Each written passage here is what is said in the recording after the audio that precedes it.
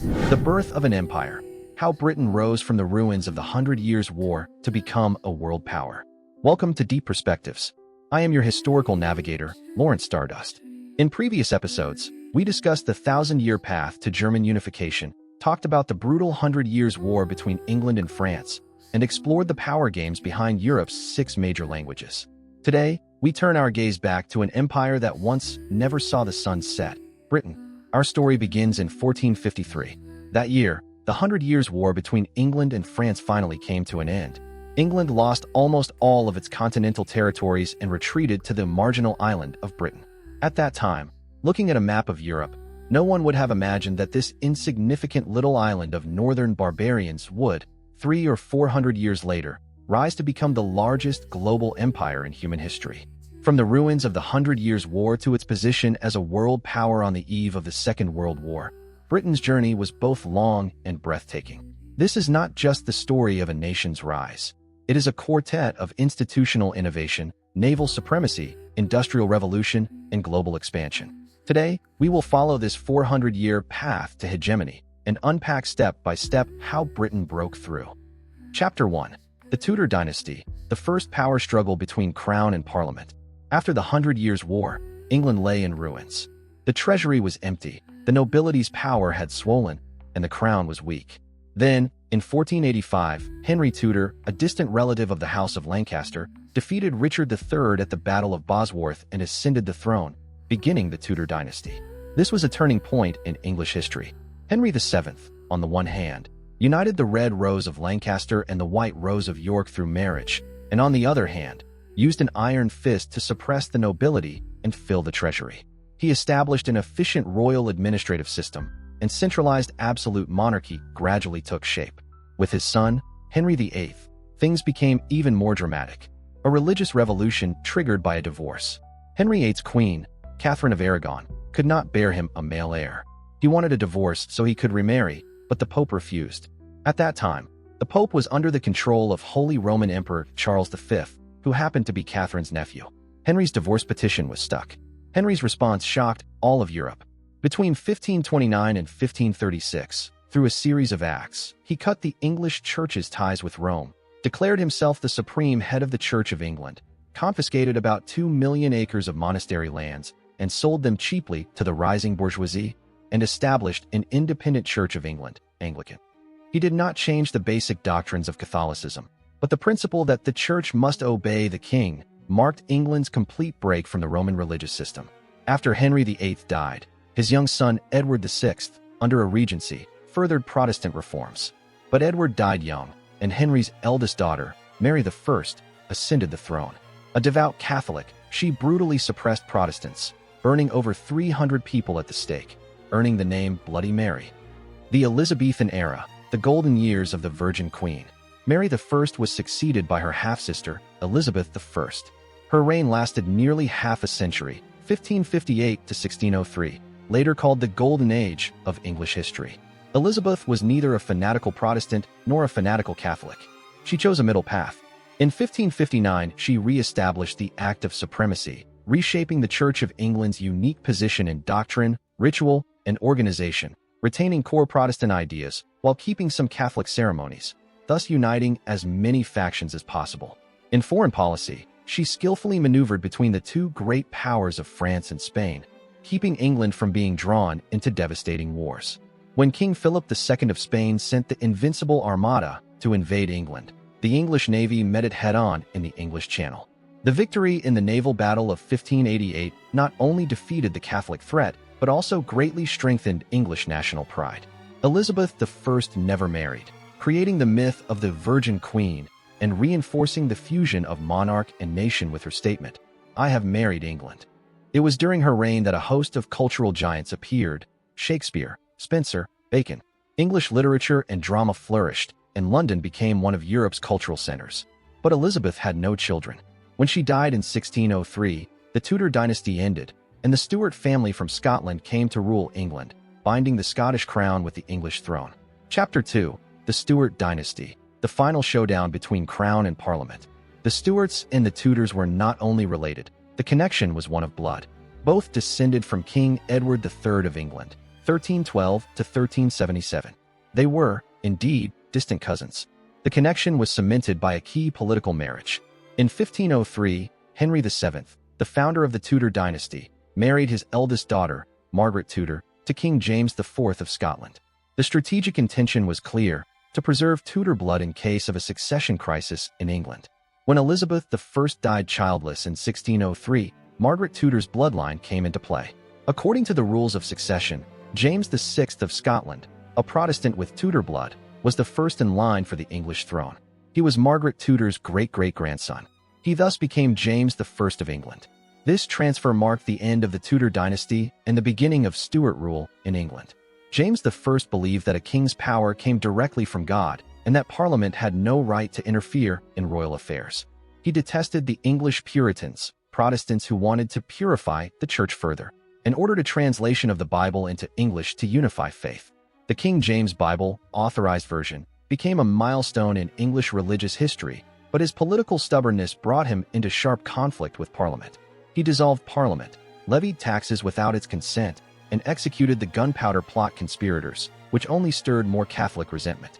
Charles I, from compromise to rupture. After James I died, his son Charles I inherited the throne and his father's belief in divine right. The conflict between Charles I and Parliament escalated over taxation and religious matters. In 1629, Charles I dissolved Parliament and ruled personally for the next 11 years, raising funds through feudal prerogatives like ship money, alienating the entire English aristocracy and merchant class. More fatally, Charles tried to impose the Anglican prayer book on Scotland. The Scots fiercely resisted and raised an army to march south.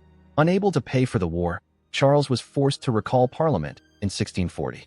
The Parliament, which had been virtually forgotten for 11 years, not only refused to fund the war, but also passed the Triennial Act, mandating that Parliament meet at least every 3 years, forbidding the king to dissolve it without Parliament's consent, and placing many royal prerogatives under parliamentary control. The English Civil War, let the sword speak. In 1642, Charles I personally led an armed force into Parliament to arrest 5 opposition leaders. He found them gone, but the act crossed the line. Charles fled north and raised his royalist army. Parliament formed its own army, and the English Civil War began. Early on, the parliamentary forces suffered defeats. The turning point came with the rise of Oliver Cromwell.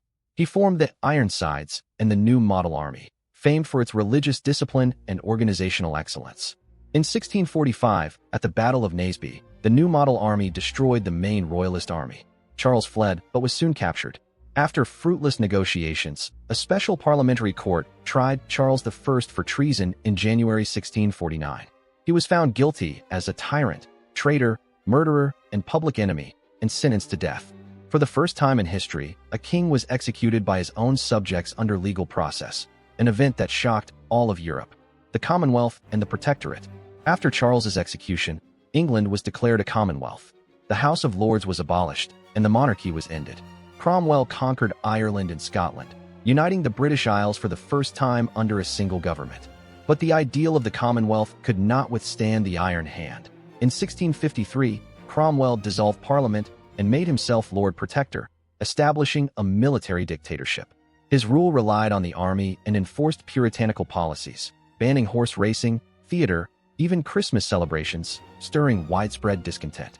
After Cromwell died, his son Richard proved weak and incompetent. Senior army officers and conservative MPs agreed that only a restoration of the monarchy could stabilize the fractured nation. Chapter 3: The Restoration and the Glorious Revolution, another constitutional revolution after Magna Carta.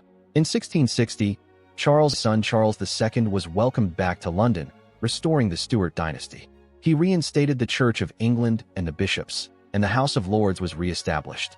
On the surface, everything from Cromwell's era was swept away. But Charles II did not confront Parliament as aggressively as his father had. He trod carefully in foreign and religious matters, unwilling to give Parliament an excuse to turn against him. His brother James II was a different story. James openly declared his conversion to Catholicism and promoted Catholics to military and administrative posts. Parliament repeatedly asked him to relax his policies, but he ignored them. In 1688, James II's second wife gave birth to a son, meaning England would be ruled by a Catholic dynasty for generations.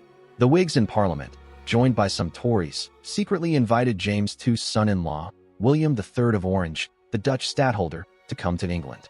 William was the effective ruler of the Dutch Republic, population 3 million, and a leading figure in European Protestantism.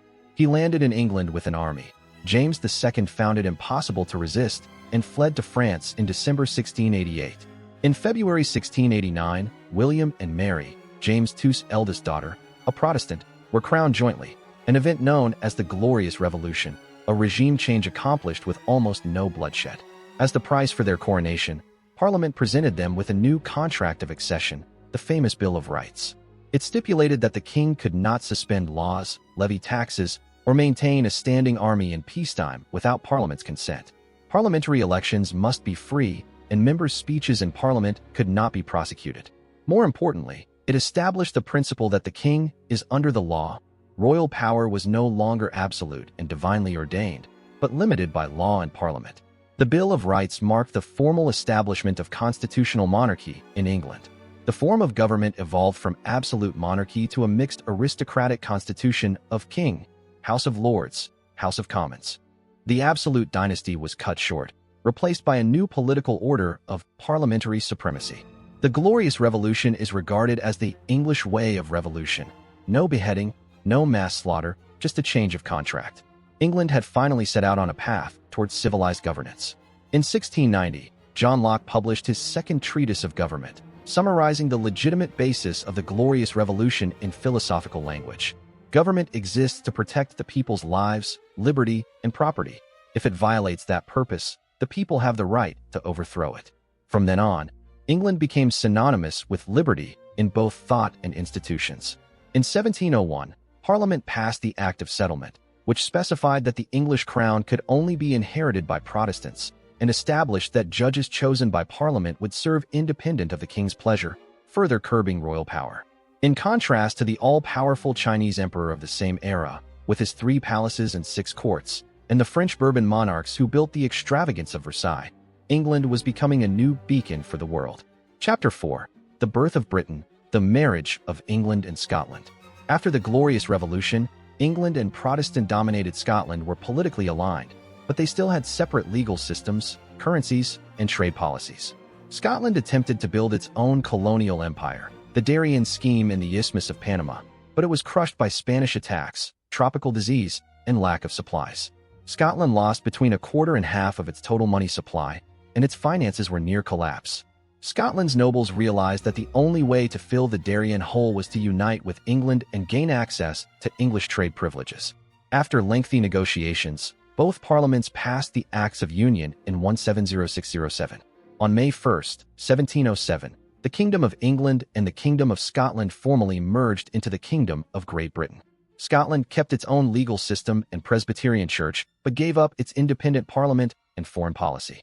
From then on, the political and economic fates of England and Scotland were tied together, marking the true beginning of the sun never sets empire. In 1801, the Kingdom of Ireland was also incorporated through the Acts of Union 1800, and the official name became the United Kingdom of Great Britain and Ireland. Chapter 5. The 7 Years' War, the cornerstone of the sun never sets empire. After the Glorious Revolution, Britain had already established itself on the European stage. The 18th century was a century of Anglo-French rivalry for global supremacy. In North America, India, the Caribbean, and West Africa, the two powers fought over colonies, trade routes, and strategic outposts. The 7 Years' War, 1756 to 1763, was the first true world war, fought across North America, Europe, Asia, and Africa. In North America, it was called the French and Indian War. British troops fought alongside colonial militias. In India, Robert Clive led the forces of the British East India Company to victory at the Battle of Plassey, 1757, over the French allied Nawab of Bengal, giving Britain effective control of that wealthy province. In Europe, Prussia became Britain's mercenary on the continent, pinning down the main forces of France and Austria, while Britain provided massive subsidies and used its navy to blockade the French coast. The Treaty of Paris, 1763, gave Britain Canada and all French territory east of the Mississippi, and France withdrew most of its military presence from India. Britain received Florida from Spain. The global expansion of Britain's colonial empire was astonishing. Prime Minister William Pitt the Elder proudly declared, "America was conquered in Germany." This marked the first time Britain had won a world war from a truly global perspective. The victory of the 7 Years' War established Britain as the most powerful colonial empire. King George III linked the words Britain and empire. The poet Erasmus Darwin, Charles Darwin's grandfather, wrote, "Britain, with your fleets, crush the tyrants of the world. You shall raise a splendid empire, glorious even at sunset." The label, the empire on which the sun never sets, began to be attached to the British Empire. Great Britain began its expansion as a liberator of the world's peoples. Chapter 6. The Loss of the American Colonies, the empire's greatest setback. The victory in the 7 Years' War came with an unintended side effect. To pay the huge war debt, the British Parliament passed the Stamp Act of 1765, trying to extract more revenue from the North American colonies. The colonial spokesman roared, "No taxation without representation." The colonies had no seats in Parliament and thus no right to be taxed. With the Townshend Acts and the Tea Act, colonial discontent kept rising. In December 1773, members of the Sons of Liberty, disguised as Indians, dumped 342 chests of British East India Company tea into Boston Harbor, the Boston Tea Party. Parliament refused to back down, passing the Coercive Acts, Intolerable Acts, to close Boston Harbor and crush Massachusetts self-government. The 13 colonies formed the First Continental Congress in 1774 and began secretly arming. In April 1775, the shot was fired at Lexington. On July 4, 1776, the Continental Congress adopted the Declaration of Independence, and the United States of America was born. Although the British captured New York and Philadelphia in the early war, the American victory at Saratoga in 1777 convinced France to enter the war openly as a military ally of the Americans. After the British surrender at Yorktown in 1781, the war was effectively over. The Treaty of Paris, 1783, forced Britain to recognize American independence. This was the first major colonial setback for the British Empire, but it did not cripple Britain. Britain quickly adjusted its strategic focus. Having lost North America, it turned its energy to the east. Chapter 7. The Industrial Revolution. Britain becomes the workshop of the world. Just as Britain was losing its American colonies, a transformation that would change all of human history was quietly taking place on the island. The cotton industry's butterfly effect. The Industrial Revolution did not fall from the sky. Britain became a superpower by relying on science and technology. In the first half of the 18th century, Britain's cotton textile industry already had large numbers of skilled workers and accumulated capital. In 1733, John Kay invented the flying shuttle, greatly speeding up weaving, which created a bottleneck in spinning. In 1764, James Hargreaves invented the spinning jenny, multiplying yarn output. In 1769, Richard Arkwright invented the water frame, replacing human power with mechanical power, marking the appearance of the true factory. This was high-tech industry in its day. The most crucial step was made by James Watt. Watt's improved steam engine solved the problem of a stable power source. No longer constrained by rivers and water flow, factories could be built anywhere. Cities expanded rapidly. In 1785, Watt's double-acting steam engine entered commercial service, with greatly improved thermal efficiency. Factories began moving from rural valleys to industrial centers like Birmingham and Manchester. Smoke and chimneys became the symbols of a new age. The railway triggered speed revolution. In 1814, George Stephenson built the first practical steam locomotive. In 1825, the world's first public railway, the Stockton and Darlington Railway, opened. In 1830, the railway linking Liverpool and Manchester opened, marking the full arrival of the railway age. From a few kilometers per hour to several tens of kilometers per hour, land transport experienced its most dramatic leap in thousands of years. Social consequences of industrialization. The economic structure was transformed. Cotton textiles, coal mining, and iron and steel became the pillars of the national economy. The dispersed production of the handcraft era was replaced by concentrated factory systems. Manchester grew from a small town into the cotton capital. Birmingham became the metalworks capital. An industrial proletariat emerged rapidly, and traditional peasants flooded into the new industrial cities at an astonishing rate, greatly increasing GDP. But with economic development came changes in class structure. Working conditions were terrible, 14 to 16 hours a day, widespread child labor. Air pollution, housing shortages, and infectious diseases were standard in early industrial cities. Free trade, opening global doors for the workshop of the world. As industrial output exploded, British merchants needed to sell goods in global markets while importing cheap raw materials. The long-standing Corn Laws, a relic of mercantilism, hindered the free trade of grain and raw materials. The industrial bourgeoisie waged a long political struggle. In 1846, Prime Minister Robert Peel's Conservative government repealed the Corn Laws, marking Britain's shift from agricultural protectionism to free trade. Britain styled itself the workshop of the world, pouring manufactured goods onto the global market while absorbing raw materials and food from all over the world.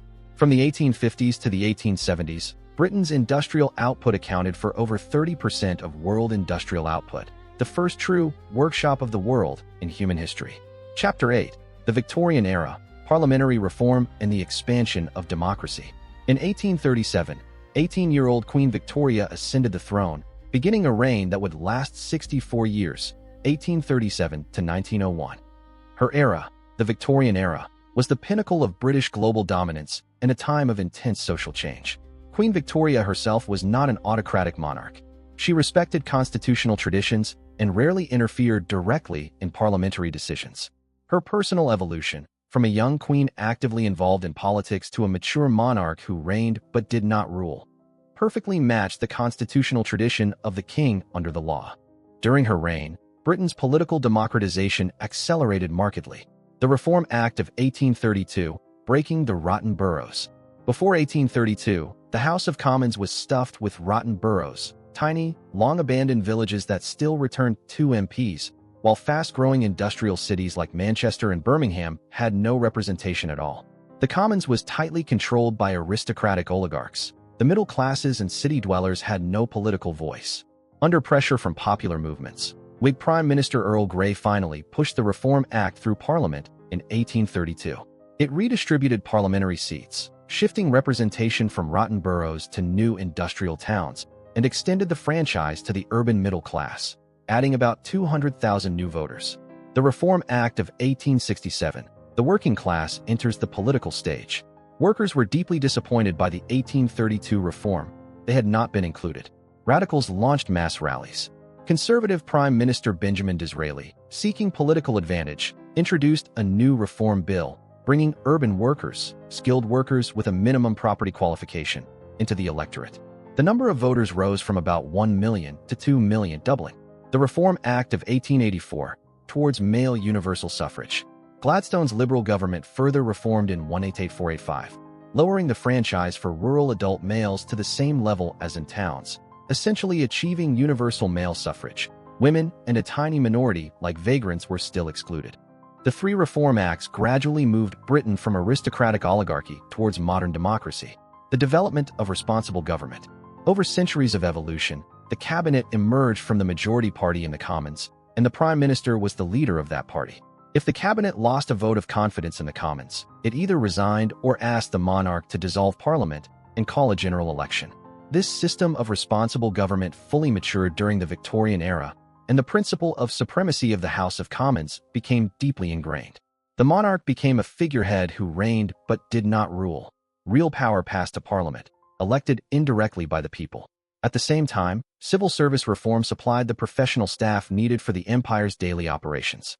The Northcote, Trevelyan Report of 1854 laid the foundation for the modern British civil service, recruiting through competitive exams based on professional competence, ending the practice of aristocrats filling administrative posts by patronage. This efficient, honest civil service handled the vast administrative workload of Victorian Britain. Chapter 9: Imperial Zenith, the Sun Never Sets, Legend of the Victorian Era. The Victorian era was the zenith of the empire on which the sun never sets.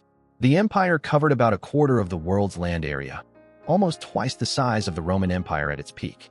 British colonies stretched across Canada, the Caribbean, West Africa, South Africa, India, Southeast Asia, Australia, and New Zealand. In 1876, Queen Victoria was proclaimed Empress of India by the Indian princes, symbolizing the British monarch's role as the sovereign of the subcontinent. The empire's expansion rested on the overwhelming superiority of the Royal Navy. Britain followed a two-power standard. The Royal Navy must be at least as strong as the combined fleets of the second and third largest navies in the world. The victory at the Battle of Trafalgar, 1805, established British naval dominance for a century. For the next 100 years, no enemy fleet could challenge British control of the high seas. free trade and the gold standard, the empire's economic weapons. After the Napoleonic Wars, the international economic system was centered on the gold standard. Sterling became the world's currency, and London became the global financial center. At the same time, free trade policies opened global markets for British goods. Britain turned India into a source of raw cotton and a market for its manufactures. Canada and Australia became sources of grain and raw materials. Chapter 10. From Splendid Isolation to the Brink of World War. After Queen Victoria's death, Edward VII reigned, 1901 to 1910. British prosperity continued, but challenges were brewing beneath the surface. The rise of Germany threatened Britain's naval supremacy and industrial leadership. Kaiser Wilhelm II pushed for a large German navy, seeking to challenge the Royal Navy.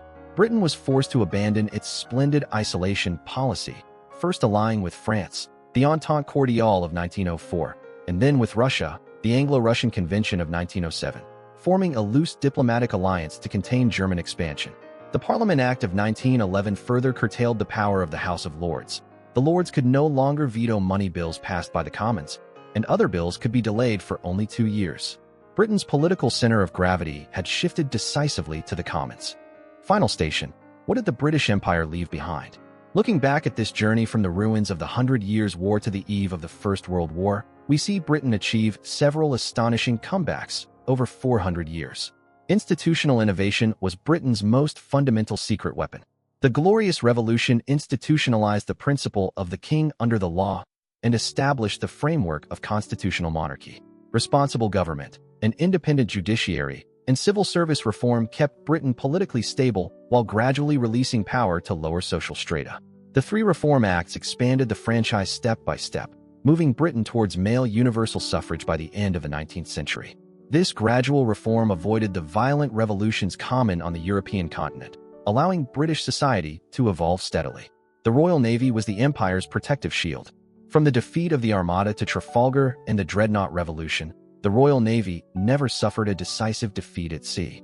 It not only protected the British Isles from invasion, but also cleared the way for colonial expansion and global trade. The Industrial Revolution changed the world's power source. Steam engines, railways, and cotton spinning machinery made Britain the workshop of the world. Coal, iron, and textiles fueled Britain's astonishing economic strength. The first industrial nation in the world, by the mid-19th century, it produced about 1/3 of the world's industrial output. The global empire gave Britain inexhaustible strategic depth. India was the jewel in the crown. Canadian wheat, Australian wool, South African gold, and diamonds fueled the British economy. Colonial markets and raw materials, combined with free trade and the gold standard, made London the world's financial center. Political resilience may be the most interesting British trait. After the Glorious Revolution, Britain replaced violent revolution with peaceful reform. The Reform Acts were pushed through under pressure from mass protests, but through legal means. The abolitionist movement ended the slave trade by parliamentary legislation. This habit of using law rather than guns kept Britain safe from much of the turbulence that racked other European countries in the 19th century. The empire's shadow. But we must also remember the empire's other face. The profits of the slave trade were an important source of Britain's primitive accumulation. The British government's indifference and inadequacy during the Irish famine caused over 1 million deaths. India suffered horrific famines under colonial rule.